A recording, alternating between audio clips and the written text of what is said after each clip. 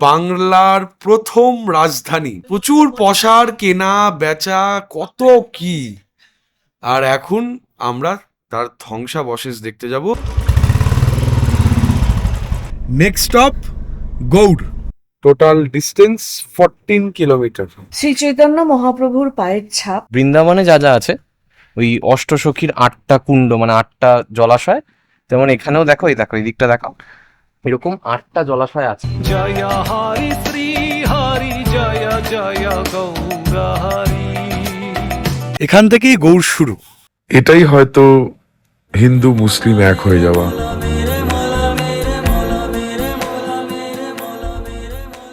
এখানে কুমির টুমির ছেড়ে রাখা হতো, যাতে শত্রুপক্ষ যদি দেয়াল ভেঙে এগিয়েও আসে, তাও যেন প্যালেস অব্দি যেতে না পারে। এইদিকে ভারতবর্ষ আর এইদিকে বাংলাদেশ। এই রুমটা দেখছেন, এটা হচ্ছে আমাদের এখানে 250-300 লোকের কভারেজ হবে। আচ্ছা, আপনি দেখুন, ওই দিন হয়তো 2-3 মাস মধ্যে, ওই দিন পুজোর মধ্যে এটা পুরোটা এসি করে দেওয়া হবে। এটারও কাজ চলছে।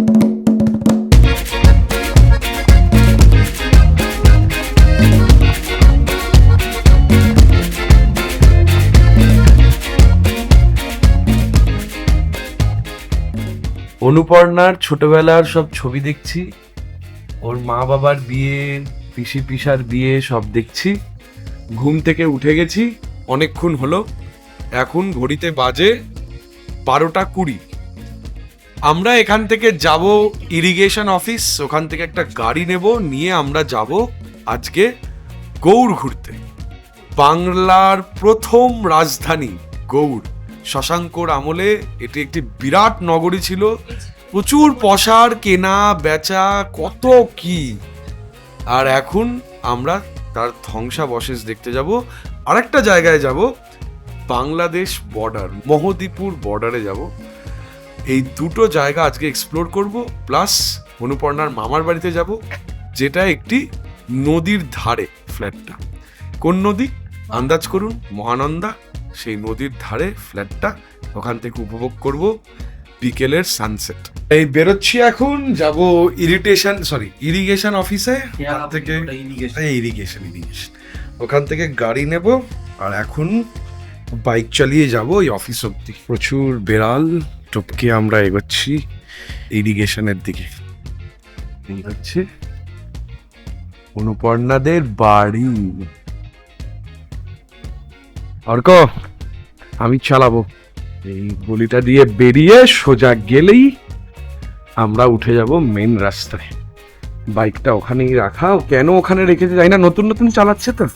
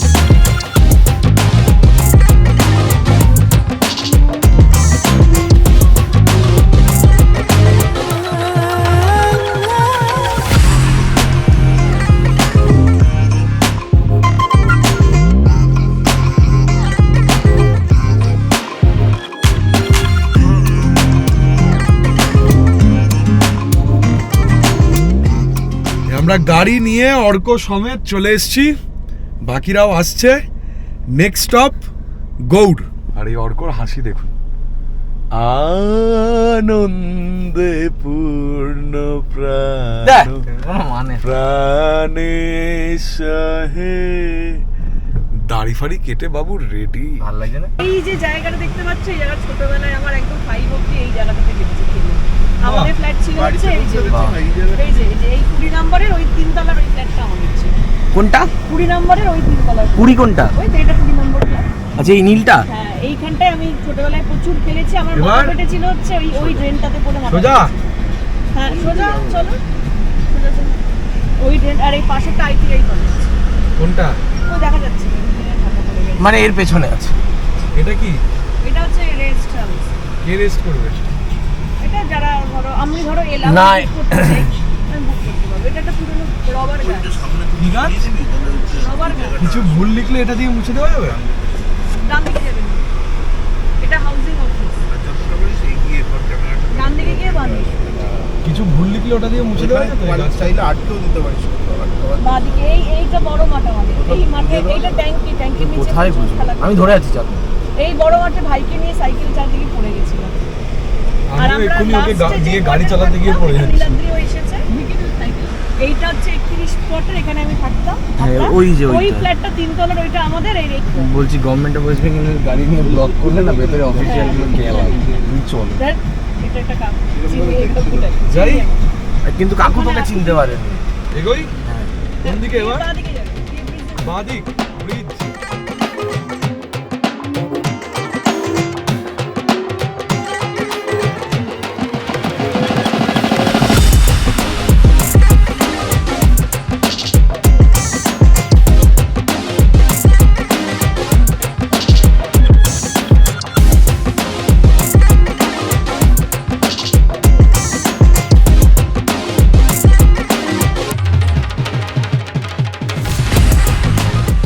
মালদা কলেজ। এখানে এই এর সাথে এটা মালদা কলেজ। এখানে সুচন্দ্রা মানে তো বেশি জ্যাম হবে। না, এটা মালদা নরমাল কলেজ। এই যে এই বাঁদিকের এইটা আর হচ্ছে অ্যাবনর্মাল কলেজ কোনটা? মালদা কলেজ এইটা। আর অ্যাবনর্মাল কলেজ? এটা মালদা অডিটোরিয়াম। আর এখানটায় আমাদের নাটকের শো হয়। 500-600 গানের একটা নাচের অনুষ্ঠান করেছি।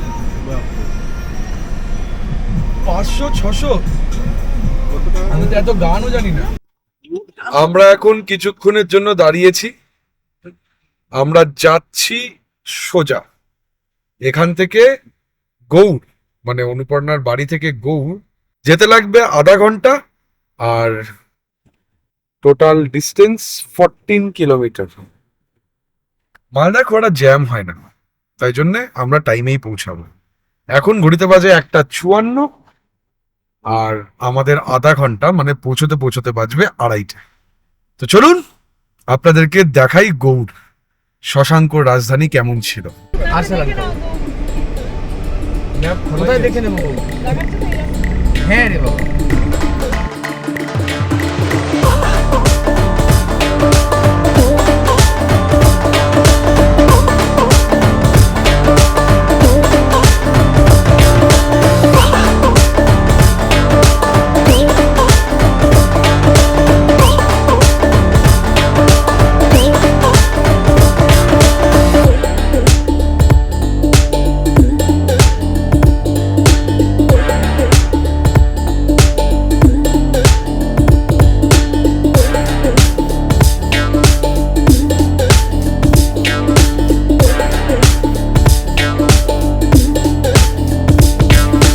আমাদের প্রথম স্টপ রামকেলির মন্দির।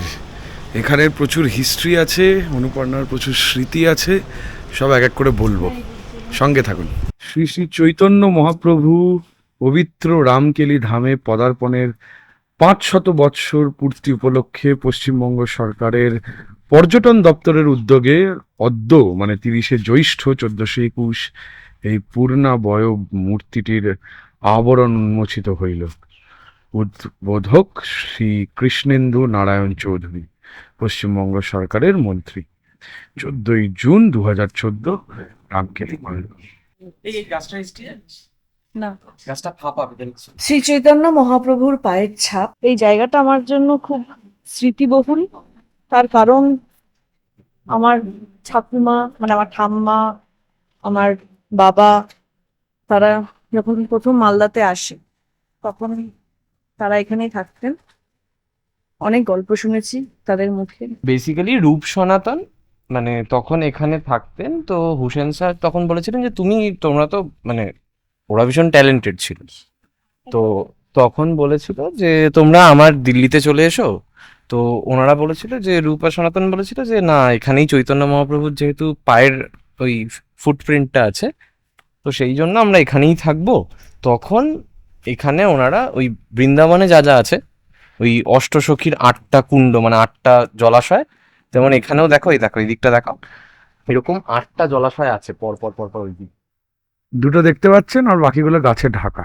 ওই দিকে পেছন দিকেও আছে, মন্দিরের পেছন দিকেও আছে। তো যাই হোক, এখানে খুব সুন্দর হ্যাঁ, ঘাট আছে, এইখানটায় সেটা দেখতে মানে ছোট বৃন্দাবন বানিয়ে দিয়েছিলেন যাতে ওনারা মানে রূপা সনাতন এখানে ভালো করে থাকে। হরি বল, হরি বল, শ্রী চৈতন্য মহাপ্রভু হরি বল। जय श्री सचिसुत नवद्वीप बिहारी जय हरि श्री हरि जय जय गौर हरि जय हरि श्री हरि जय जय गौर हरि अनंत स्वरूपा सब गौरांग भजना अनंत स्वरूपा सब गौरांग भजना। এবারে আমরা এই মন্দির ছেড়ে এগিয়ে যাচ্ছি সোজা বড় সোনা মসজিদের দিকে। 500 মিটার পরেই বড় সোনা মসজিদ। কি অদ্ভুত না, এখানে একটা এত বড় শ্রী চৈতন্য দেবের মন্দির আর তার ঠিক 500 মিটারের মধ্যে বড় সোনা মসজিদ, one of the biggest in Malda. এটাই হয়তো হিন্দু মুসলিম এক হয়ে যাওয়া বা সবাই মিলে একসাথে থাকা। বড় সোনা মসজিদের সামনে বড় সাবান, তার অ্যাডভার্টাইজমেন্ট, আর এদিকে বড় সোনা মসজিদ।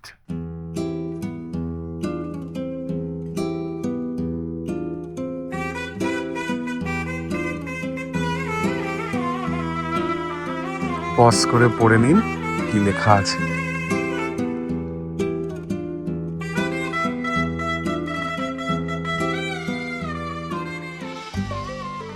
আমরা এখন ঢুকছি বড় সোনা মসজিদে, এখান থেকেই গৌড় শুরু। তো এই হচ্ছে বড় সোনা মসজিদ।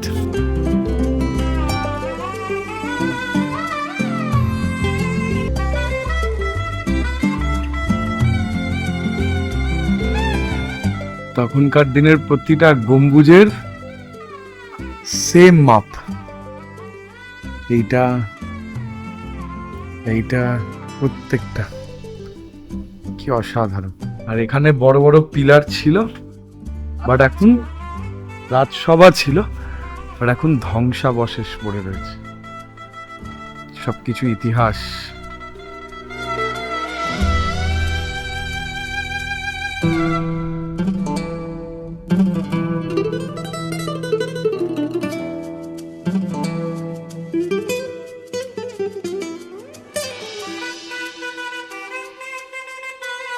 এই রাজসভাতে এইভাবেই হয়তো প্রবেশ করতেন আগেকার দিনে রাজ মহারাজরা। দারুণ, অসাধারণ। কিন্তু এটা যদি গোটা থাকতো, যদি একটু দায়িত্ব নিয়ে পশ্চিমবঙ্গ সরকার পুরোটাকে রাখতো, তাহলে হয়তো আরো প্রচুর টুরিস্ট আসতো। বাট এখন সম্পূর্ণ ধ্বংস।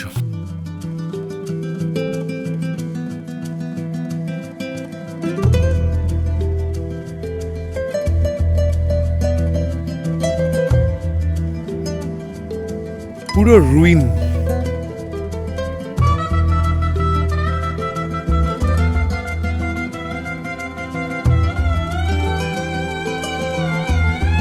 ওই দেখুন কোথায় উঠেছে।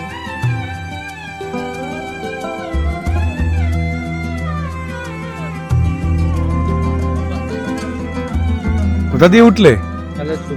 ওদিক দিয়ে? ওই দেখি। ওরে বাপরে, এ তো ওঠা বেশ ঝামেলা।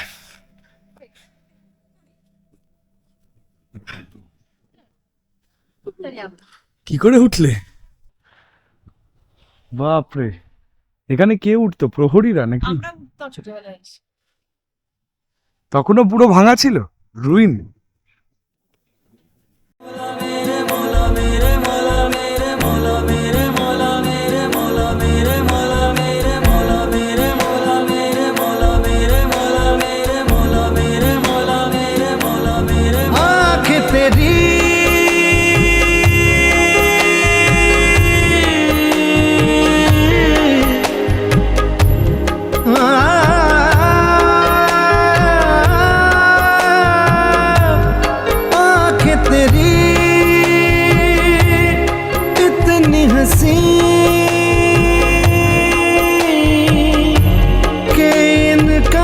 आशिक मैं बन गया हूँ मुझको बसा ले इनमें तू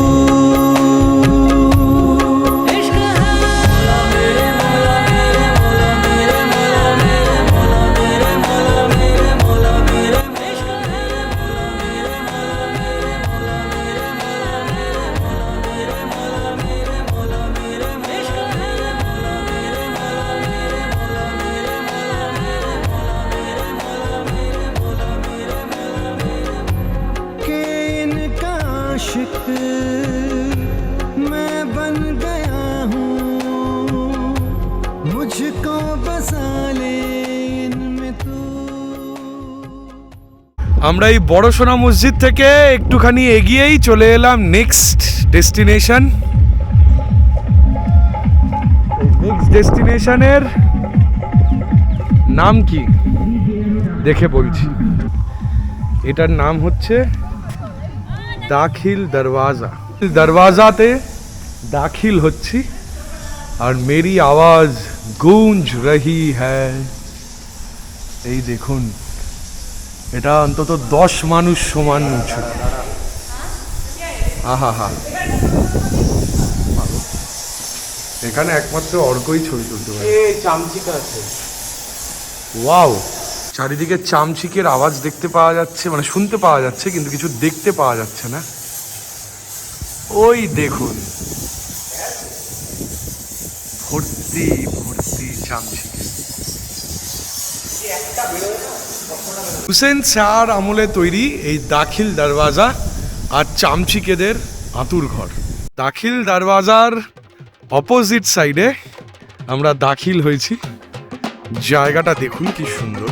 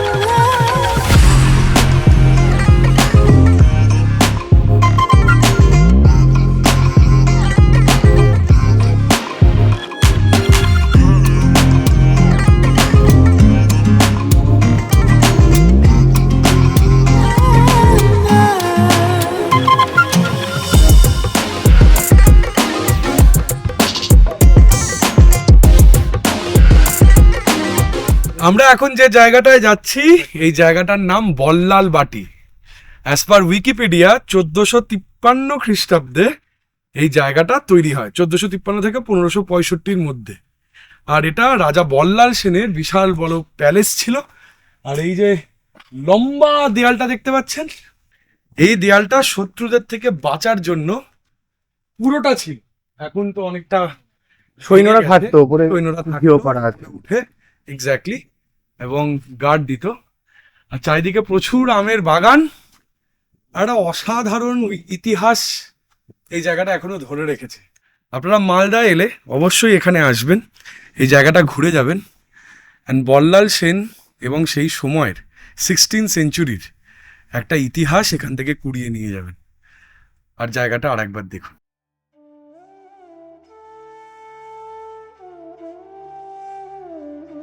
এখন আমরা এগোচ্ছি বল্লাল সেনের প্যালেসটার ধ্বংসাবশেষ দেখতে। যখন বাংলায় শেরশাহ সুরি ছিল তখন মোগল সাম্রাজ্য এটাতে ইনভেড করে এবং সেই সময়ে জায়গাটা ধীরে ধীরে মোগল সাম্রাজ্যের আন্ডারে চলে যায়। মোগল রাজা হুমায়ুন প্রথম এই জায়গাটাকে ইনভেড করে।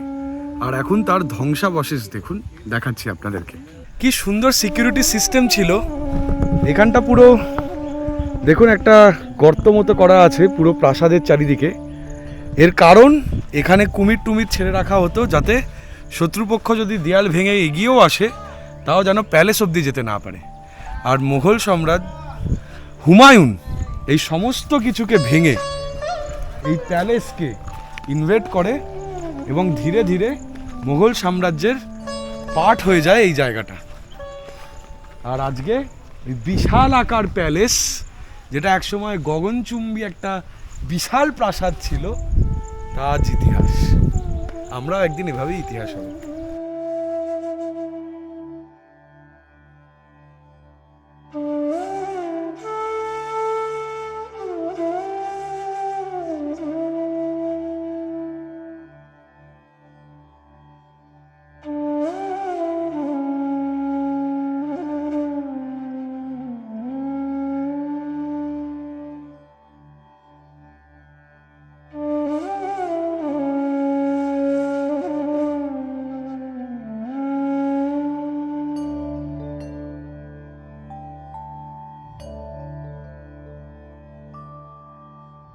সাজো সাজাও এমন করে, বুঝতে নারী কেমন তুমি। সাজো সাজাও এমন করে, বুঝতে নারী কেমন তুমি। রগর রগর রগর তোমারি, সাজো সাজো সাজো। এখন আমরা এগোচ্ছি Mohadipur border area, Bangladesh border. এটা মালদার সবচেয়ে কাছের বর্ডার এটাই। তো রাস্তাটা দেখুন, বেশি দূর ভিডিও করতে পারবো না, অ্যালাউ কিনা জানি না, যাওয়ার রাস্তাটা দেখুন। অনুপর্ণার মা মানে আমার শাশুড়ি মা, তার যে মা মানে অনুপর্ণার দিদুন, উনি এই মহদীপুর বর্ডার থেকেই বাংলাদেশ থেকে পালিয়ে আসতে বাধ্য হয়েছিলেন ছোটবেলায়। উনি বা ওনার দিদি, আমার এক্স্যাক্টলি মনে নেই, বাট উনি কথা দিয়েছেন যে সেই কাহিনীগুলো আবার আমাদেরকে বলবেন। চেষ্টা করব অন ক্যামেরায় রেকর্ড করার, যদি উনি পারমিশন দেন। কেননা বুঝতেই পারছেন এটা খুব ভালো স্মৃতি নয়, যেটা উনি সম্ভবত ভুলে যেতে চান, কিন্তু উনি আমাদেরকে শেয়ার করবেন জানিয়েছেন। তো যদি উনি শেয়ার করেন এবং ক্যামেরায় সেটা ক্যামেরাবন্দি করতে পারি, তাহলেও এই এপিসোডে সেই ভিডিওগুলো আসবে না। তার কারণ এই এপিসোডটা তাহলে খুব লম্বা হয়ে যাবে, কিন্তু আগামী এপিসোডে আমি অবশ্যই সেই ভিডিও দেব। আর এই মহিদীপুর বর্ডার প্রচুর বাংলাদেশ থেকে চলে আসা ওই ৭১-এর দশকে, মানে যখন এটা পূর্ব পাকিস্তান ছিল তার আগে, সেই কাহিনী জানে। তার কিছুটা অংশ পরের এপিসোডে থাকছে। এই হচ্ছে আমরা চলে এসেছি বাংলাদেশ বর্ডার। হ্যাঁ, এটা হচ্ছে ইন্ডিয়ার শেষ পার্ট, এরপরেই বাংলাদেশ শুরু। সামনে বাংলাদেশের গাড়ি, অশোক লেল্যান্ডের। দেখুন নাম্বার প্লেটটা ঢাকা মেট্রো লেখা। India thank you, visit again. কি অসাধারণ দেখুন। এইদিকে ভারতবর্ষ আর এইদিকে বাংলাদেশ। আমরা রয়েছি এখন নো ম্যানস ল্যান্ডে। আমাদের এখান থেকে ফিরে যাচ্ছে নিজের দেশে, নিজের জায়গায়।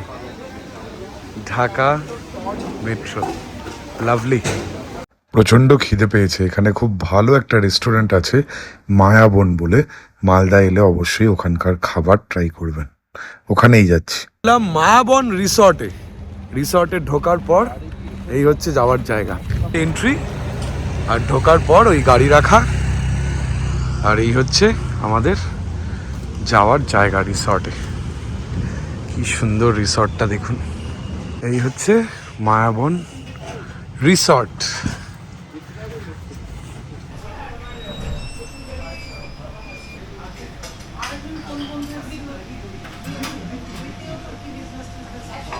খেতে বসে গেছি মায়াবনে সবাই মিলে। অর্ক অলরেডি নখ খেতে শুরু করে দিয়েছে, এমন খিদে পেয়েছে। ওর দিক থেকে আসছে মেনু নিয়ে। এই আপনাদেরকে বলছি কিরকম খাবার দাবার, কি সাইজ, কি দাম, কিরম খেতে। সঙ্গে থাকুন।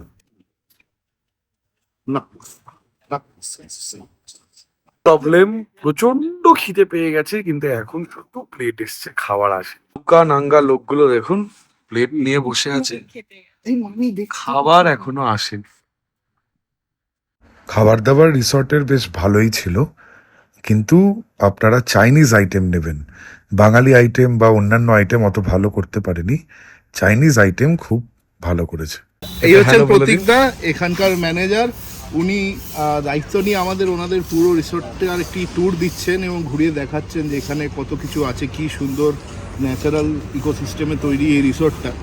এত বাগান, এত গাছ, এত ফুল, এত গ্রিনারি চট করে দেখা যায় না যে কোনো রিসোর্ট। Correct. প্লাস এখানে সুইমিং পুল আছে, নর্মাল রুমস আছে, সুইট রুমস আছে, সেগুলোরও উনি আমাদের একটু সংক্ষিপ্ত ভিজিট দেবেন। থ্যাংক ইউ প্রতীকদা। চলুন আপনাদেরকে দেখাই এন্ট্রিটা।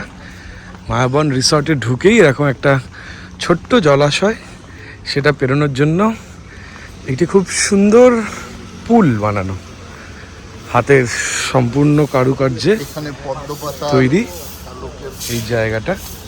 ফুল ফুটে রয়েছে। আর এখানে যে গাছগুলো আছে এগুলো মনে হচ্ছে অনেক দিনের পুরনো গাছ, পুরো শ্যাওলায় সবুজ হয়ে আছে এবং নানা রকম ক্লাইম্বার্স লতা পাতা এর ওপরে গজিয়ে গেছে। মানে এগুলো ওই আর্টিফিশিয়ালি প্ল্যান্টেড ফরেস্ট এটা নয়, এটা হচ্ছে ন্যাচারাল বহুদিনের পুরনো ফুললি অর্গানিক একটা এনভায়রনমেন্ট। এটা বারবিকিউ সামনে, আর এইদিকে ওইদিকে আরেকটা বারবিকিউ। ঝর্ণা, এইদিকে আর একটা বারবিকিউ, দোলনা, বসে দোল খাবার। আর এখানে খুব সুন্দর একটা বিশাল বড় জলাশয়, যার মাঝখান থেকে এরকম একটা ব্রিজ চলে গেছে, আর দুদিকে গাছগাছালিতে ভর্তি। অদ্ভুত সব ক্লাইম্বার্স হয়ে আছে এই পুরো বিল্ডিংটা ঘিরে। এগুলো এই বিল্ডিংটা বোধহয় অনেক পুরনো বিল্ডিং, এটা অ্যাক্টিভ নয় এখন। এটা হচ্ছে নতুন বিল্ডিং কনস্ট্রাকশনের কাজ। আচ্ছা, কনস্ট্রাকশনের কাজ চলছে। ছটা রুম হবে, যে আপনাকে বলছি এরপরে নেক্সট টাইম গেলে এখানে ছটা। আপনি দেখুন জানলা টানলাগুলো অলরেডি দিয়ে গেছেন, ভিতরেও হচ্ছে ইন্টেরিয়রের কাজ চলছে। আচ্ছা, মানে একটু ফিনিশিং, মানে ধরুন আর এইদিকে তখন গাছগুলো এরকম সুন্দর কটেজ। এখানে কাজ থাকে পুরো। মানে অনেকটা হয় না ফ্লোটিং হোটেল, যেমন কলকাতা আছে না জলের মধ্যে হোটেল, মানে জলের মধ্যে থাকবে, এটা পুরো কাজ। এটা পুরো floating hotel। দারুণ কনসেপ্ট, এই নতুন বিল্ডিংটা এই কদিনেই এরকম ক্লাইম্বার্স না না এরকম না, গেছে, 1 বছর হয়ে গেল, 1 বছর। এক বছরে এরকম হয়ে গেছে। খুব মেন রিসর্ট। আমাদের এখানটায় অনেক রকম হচ্ছে ডরমেটরি, মানে কমিউনিটি হল আছে। আচ্ছা, একটা হচ্ছে 50 জন থেকে শুরু করে 15 জন, 25 জন, বাহ। 150 জন, 300 জন। চলুন এক এক করে দেখাচ্ছি।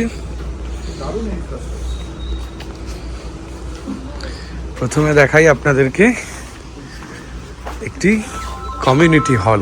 এটা হচ্ছে ডরমেটরি। এটা একটা বিশাল বড় ডরমেটারি কাম কমিউনিটি হল। ওয়াশরুম আছে, প্রচুর চেয়ার টেবিল রাখা আছে। যে কোনো ধরনের অনুষ্ঠানে এই স্টেজ এবং এই পুরো জায়গাটা ইউটিলাইজ করা যাবে। এটা 150 থেকে 200 জন। পিছনে খাবার দাবারের ব্যবস্থা। এখানে অ্যাকচুয়ালি যাদের প্রোগ্রাম হয় তারা বুফে নেয়, মানে হয়তো লাঞ্চ বা ডিনার, এবং এটা চলতেই থাকে, মানে জাস্ট শুধু প্রোগ্রাম হলো বলে বেশি করে লাগানো আছে। আচ্ছা, আর কিরকম কি রেটস আছে দাদা সেটা হ্যাঁ, একটু রেটস গুলো বলে দিন। এটা হচ্ছে রেট হচ্ছে, এই রুমটার হচ্ছে রেট হচ্ছে 10,000। তারপর যদি একটা পার্টি প্রোগ্রাম হয় তখন একটা কম্বাইন্ড প্যাকেজ দেওয়া হয়। আচ্ছা, খাবার দাবার নিয়ে। চলুন নেক্সটটায় যাই। চলুন এবার রুমগুলো দেখি, পিছনে সুইমিং পুলটা দেখি, আরো জঙ্গল আছে। আচ্ছা, কি জানো অ্যাপার্টমেন্টটার নাম? সারদামণি। সারদামণি। আর এই হচ্ছে back side of the hotel. এই রিসর্টের পিছন দিকে এরকম একটা সুন্দর মাঠ রয়েছে, এখানে আরামসে ভলিবল বা ছোটোখাটো ক্রিকেট, এখানে ব্যাডমিন্টন, অনেক কিছু খেলা যেতে পারে। আর এই সোজা রাস্তাটা দিয়ে দারুণ গ্রিনারি। আর কলকাতাতেও মানে বেদিক ভিলেজ বা ইবিজা বাদ দিলে এত সুন্দর গ্রিনারি, এত গাছপালা, এত দারুণ ন্যাচারাল এনভায়রনমেন্ট কিন্তু কোথাও দেখা যায় না। এটা ঠিক, this is a beautiful spot. Amazing spot, দারুণ পিকনিক করারও জায়গা। সবাই মিলে এসে থাকা, আড্ডা মারা, গল্প করা, সব দিক থেকে এটা best of the best choice. আর এদিকে দেখতে পাচ্ছেন আর একটা বড় মাঠ, ওই মাঠটার পরে আর বাঁদিকে এই ওয়ালটা, এটা বাউন্ডারি ওয়াল। এটা দিয়ে সোজা চলে গেলে সামনে সুইমিং পুল। এই সুইমিং পুলে বিকেলবেলা যখন রোদটা পড়ে যায় তখন এই সুইমিং পুলে প্রিয়জনের সাথে সময় কাটান, ড্রিঙ্কস সব কিছু পাওয়া যায়, অ্যান্ড রোদও থাকবে না। চলুন সামনেটা এগোই। রুম থেকে সুইমিং পুল সবচেয়ে কাছে। এই হচ্ছে আর একটা প্ল্যাটফর্ম, এটা ক্যাফেটেরিয়া হচ্ছে। ধরুন 1 মান্থের মধ্যে এটা কমপ্লিট হয়ে যাবে, কাজ চলছে। আচ্ছা। এটা একটু অন্য কনসেপ্টে করা হচ্ছে, এই একটা পুরনো বাড়ির মধ্যে থাকে, দেখুন পিছন, বাঙালিয়ানা আর কি। হ্যাঁ পিছনটা থাকে, ওই পিছনটা হয়তো আমাদের কিছু আর্ট হবে, ওই স্কেচ যেগুলো করে না, ওই টাইপের কিছু করে এটা ক্যাফেটেরিয়া। এখানে একটা হয়ে গেলে এটা একটা আলাদা সেটআপ থাকবে, যারা খাবে ধরুন এখানে টেবিল লাগিয়ে দেবো, ওখানে টেবিল থাকবে, একদম আলাদা সেটআপ। যারা সুইমিং পুল আসবে এখান থেকে ড্রিঙ্কস দিতে পুরো পারবে। Open air natural arrangement. গরমকালটাই সবাই কি করে এই সাইডটা বেশি প্রেফার করে, রোদ থাকে তো রোদে বসবে, এবং সেটা 3-4 মাস চলে। মানে আমাদের ধারণা ছিল গরমকালে লোকে বাইরে বসতে পছন্দ করে না, এসি শীতকালে পছন্দ করে। শীতকালে দুপুরবেলা ধরুন কেউ আসলো, তখন ওখানটা থেকে এখানটা বেশি prefer হ্যাঁ করবে। শীতকালে বেশি prefer শীতকালটা আমি করে, সেটাই হ্যাঁ। বলছি, আর শীতকালটা। গরমকালে এসি, গরমকালটা তো ওখানটায়। এসি, আর একটু রোদ পড়ে গেলে সুইমিং আবার পুল। গরমকালে কি হলো, গরমকালে যারা গরমকালে আবার সুইমিং করতে আসে তারাও প্রচুর ফুট চায় এখানে, কিন্তু আমার পক্ষে সার্ভিস করা সম্ভব না। এখানে থাকলে এই সেটাতে আমি কাজ চালিয়ে দিতে পারবো।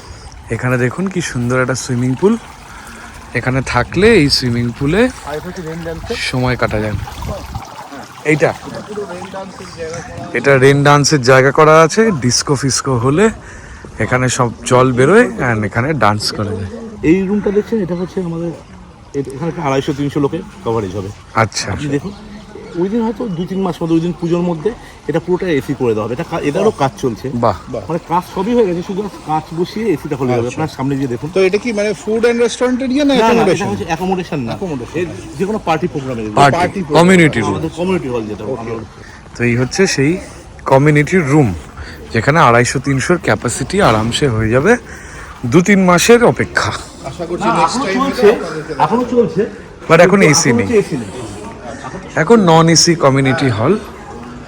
রিসেন্টলি ওখানে খুশিও কা রং পিলা ওখানে হয়েছে প্রোগ্রাম।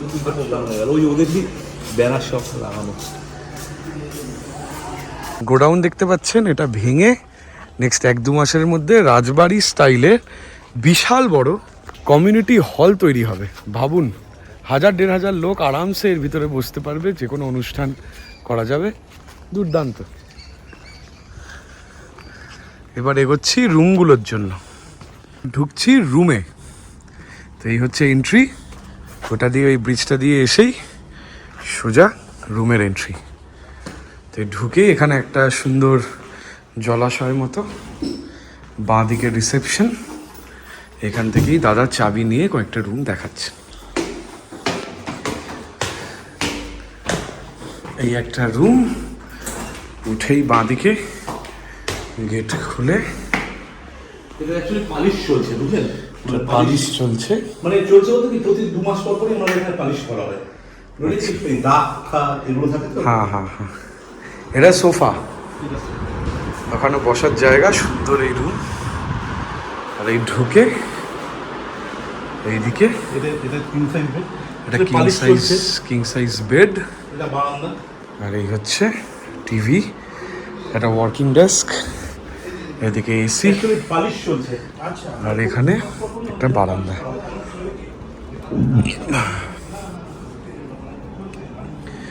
এই হচ্ছে পরপর পরপর বারান্দাগুলো।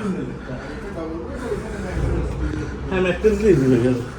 আর এই হচ্ছে ওয়াশরুম।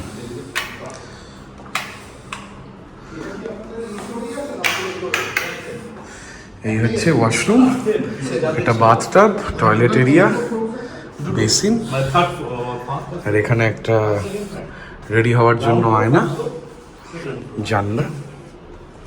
এই হচ্ছে টোটাল ব্যবস্থা।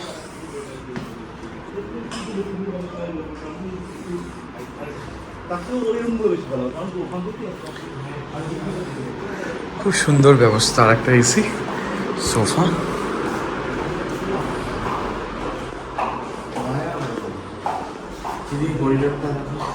এই হচ্ছে লম্বা করিডোর, যাতে বাঁ দিকে সব রুমগুলো রয়েছে। এই ভিডিওটাই অবধি রাখছি। আপনাদের সাথে দেখা হচ্ছে আগামী পর্বে। আরো অনেকগুলো জায়গায় গেছি, প্রচুর ঘুরেছি, খেয়েছি মালদার সব বিখ্যাত বিখ্যাত খাবারগুলো, মোষের দুধের কুলফিও খেয়েছি। তো কোথাও যাবেন না, সঙ্গে থাকুন। চ্যানেলে নতুন হলে প্লিজ সাবস্ক্রাইব করে দিন, বেল আইকনটা প্রেস করতে ভুলবেন না। অ্যান্ড আগামী এপিসোডে দেখা হচ্ছে। Till then, goodbye. ভালো থাকুন, সুস্থ থাকুন।